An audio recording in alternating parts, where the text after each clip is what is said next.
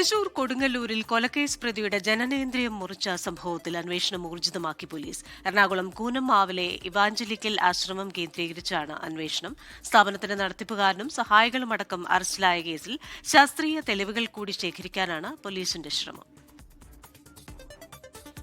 റോഡിൽ ഉപേക്ഷിക്കപ്പെട്ട നിലയിൽ കണ്ടെത്തിയ യുവാവിന്റെ ജനനേന്ദ്രിയം മുറിച്ചു മാറ്റപ്പെടുകയും കാഴ്ച നഷ്ടപ്പെടുകയും ചെയ്ത സംഭവത്തിലാണ് അന്വേഷണം മറ്റൊരു ഘട്ടത്തിലേക്ക് എത്തി നിൽക്കുന്നത്. എറണാകുളം സെൻട്രൽ പോലീസ് കസ്റ്റഡിയിലെടുത്ത് കൂനമ്മാവിലെ എവാഞ്ചലിക്കൽ ആശ്രമത്തിലെത്തിച്ച സുദർശന് എങ്ങനെ ഇത്രയും വലിയ ക്രൂര പീഡനമേറ്റു? ആരാണ് മർദ്ദിച്ചത്?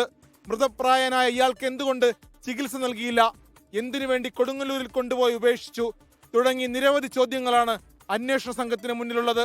CCTV ദൃശ്യങ്ങളുടെ അടിസ്ഥാനത്തിൽ സംഭവത്തിന് അഗതി മന്ദിരവുമായി ബന്ധമുണ്ടെന്ന് കണ്ടെത്തിയതോടെ നടത്തിപ്പുകാരനായ അമൽ ഫ്രാൻസിസിനെയും സഹായികളായ ആരോമലിനെയും നിതിനെയും അറസ്റ്റ് ചെയ്ത് റിമാൻഡ് ചെയ്തു.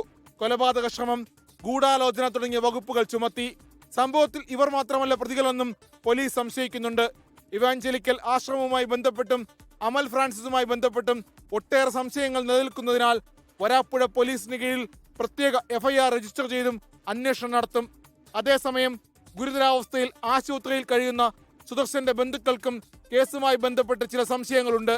ഇക്കാര്യം ചൂണ്ടിക്കാട്ടി ആലപ്പുഴ തുറവൂർ പോലീസിൽ ഇരുവരും പരാതി നൽകി.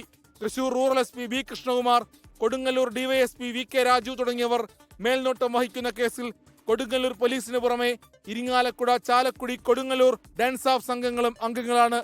പ്രതികളെ ഉടൻ കസ്റ്റഡിയിൽ വാങ്ങി വീണ്ടും ചോദ്യം ചെയ്യാനാണ് അന്വേഷണ ഉദ്യോഗസ്ഥരുടെ തീരുമാനം. 24 തൃശൂർ.